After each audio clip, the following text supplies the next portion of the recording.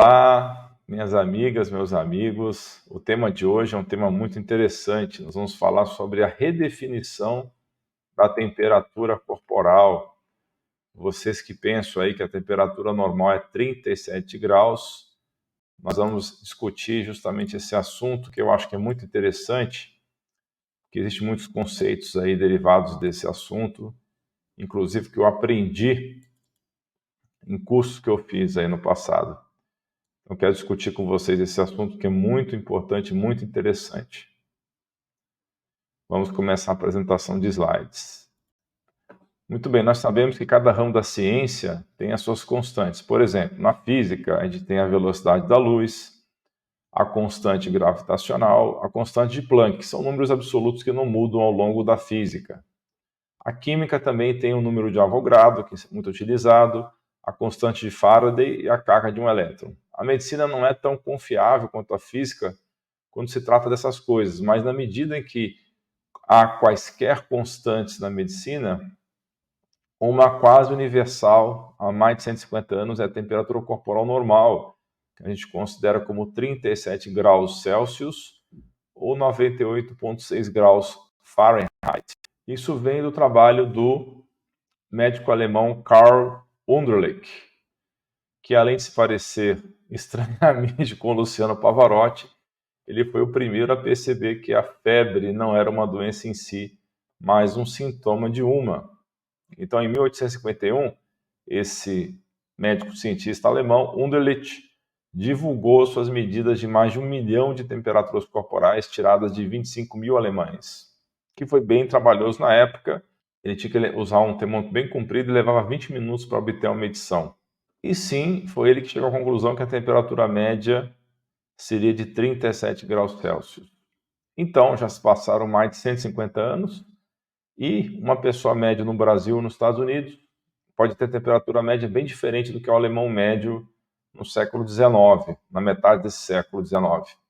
Além disso, hoje nós podemos fazer bem melhor com muitas tecnologias de estatísticas, computadores, inteligência artificial, etc., do que apenas medir um monte de pessoas e tirar a média. Hoje nós temos ciência de estatística avançada. O problema de medir um monte de pessoas e tomar a temperatura média como normal é que você não pode ter certeza de que essas pessoas que você está medindo são normais de verdade. Então, tem causas óbvias de temperatura elevada que você poderia excluir. Então, a gente tem que excluir, não levar em consideração infecção respiratória, pessoas que estão tomando Tilenol ou dipirona, por exemplo. Então, podemos fazer análises estatísticas avançadas. Então, pesquisadores de Stanford identificaram 724 mil pessoas que foram medidas em encontros ambulatoriais. Então, eles foram lá para fazer uma consulta e mediram a temperatura. Então, foram 724 mil medidas. E nesse estudo, eles excluíram temperaturas extremas, que eram menos de 34 graus, ou mais de 40 graus. Também excluíram pacientes com menos de 20 ou com mais de 80 anos de idade, excluíram aqueles que tinham extremos de temperatura, extremos de peso ou de índice de massa corporal.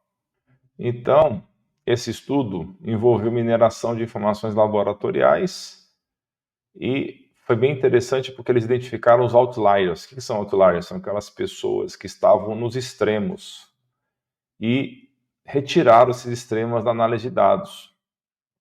Aí eu já vou falar como é que eles fizeram isso. Aí na sua tela você está vendo agora uma imagem que representa a distribuição de temperatura ao longo do dia, a média das pessoas. Observe que o pico é claramente menor que 37 graus.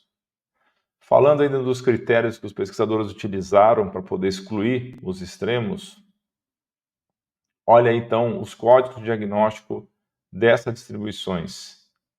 Esses códigos de diagnóstico, eles verificaram quais são as doenças que estavam superrepresentadas nas faixas de temperatura. Agora você tem uma maneira baseada em dados para dizer que sim, esses diagnósticos estão associados com temperaturas estranhas. Então, o próximo passo é eliminar todos os diagnósticos do conjunto de dados. E o que você tem sobrando é uma população normal, ou pelo menos uma população que não tem uma condição que parece afetar a temperatura. Então, quem foi descartado? Bem, muitas pessoas, na verdade, descobriu-se que diabetes estava super representado nesse grupo de outliers. Então, os diabéticos tinham temperatura corporal inferior. Como é que eles chegaram nessa conclusão? Embora 9% da população tenha diabetes, 26% das pessoas com temperaturas muito baixas também tinham. Então, esse grupo estava super representado entre os que tinham temperatura baixa. Então, todos com diabetes foram removidos do conjunto de dados. Da mesma maneira, enquanto 5% da população tinha tosse nesse encontro ambulatorial, 7% das pessoas com temperatura muito alta e 7% das pessoas com temperatura muito baixa tinham tosse. Então, todos com tosse também foram descartados. Então, o algoritmo também excluiu pessoas em uso de antibiótico ou que estavam tendo alguma infecção de trato respiratório, como sinusite, infecção também do trato urinário, pneumonia, qualquer diagnóstico de febre. Então, a gente exclui as pessoas com temperatura alta dessa lista. Então, a verdadeira temperatura normal é cerca de 36,6 graus Celsius, que vai dar 98 Fahrenheit. E é lógico, a temperatura normal varia dependendo do horário do dia em que você mede. Ela tende a ser mais alta à tarde, de manhã é mais baixa. A temperatura normal em mulheres tende a ser mais alta do que homens. E ela vai também reduzindo à medida que você envelhece.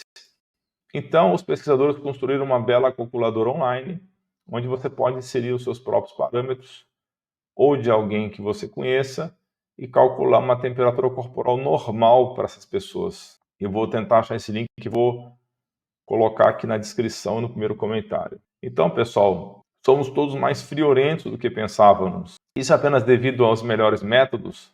Talvez, mas estudos já mostraram no passado que a temperatura corporal está diminuindo ao longo do tempo. E isso eles entendem que é porque temos níveis mais baixos de inflamação, pelo menos de infecções agudas, nesse momento do que no passado, né? Devido talvez a melhorias de higiene e antibióticos. Claro, eu tenho certeza de que alguns de vocês estão se perguntando se isso realmente importa. Importa sim, pessoal, importa bastante. E sim, eu já antecipo as perguntas de vocês. Mas, doutor, e a ideia de que temperaturas abaixo de 36,6 são de fato indicativas de hipotireoidismo? Ou seja, a pessoa está com a tireoide funcionando mal. Hipotireoidismo subclínico, ou seja, hipotireoidismo leve, em que os exames ainda estão na faixa normal. Sim, eu aprendi isso também no passado, em vários cursos que eu fiz. E tem médicos muito famosos falando isso até hoje. Mas ao longo dos anos eu percebi que essa medição de temperatura supostamente baixa, ela não é fidedigna. Eu percebi isso na prática. Ela não é fidedigna de hipotireoidismo subclínico. Então, para isso, eu prefiro usar os exames de T3 livre e T4 livre do sangue. Quando eles estão abaixo da metade ou abaixo do terceiro quartil, eu desconfio de hipotireoidismo subclínico. Lógico, tem que estar acompanhado de sintomas. Portanto, a maioria das pessoas normais tem uma temperatura corporal inferior a 37 graus, embora exista uma associação entre temperatura corporal e hipotireoidismo. Ok? Existe sim, só que esse teste de temperatura corporal como ferramenta diagnóstica é muito ineficaz e é praticamente como você atirar uma moeda para cima e decidir no cara e coroa. Infelizmente, essa ferramenta não presta. Eu já estou percebendo isso há muitos anos, então posso dizer com vocês que a teoria e a prática, nesse caso, batem. E os mais atentos de vocês devem ter percebido isso na pandemia. Quando todo mundo estava medindo a temperatura de todo mundo, eu prestei atenção, pessoal. E talvez você também tenha. Quase ninguém normal, que não estava com febre, tinha temperatura acima de 36,7. Mesmo medindo na academia de ginástica. Então, se o valor de corte de 37 graus fosse aplicado, mais de 3/4 da população normal teria que ser classificada como hipotireoideio. Mesmo o corte de 36,6, mais de 3/4 da população ia ser considerado hipotireoidio. Obrigado, pessoal, por ter assistido e até a próxima. Um grande abraço, um beijo no coração de vocês. Você é fera!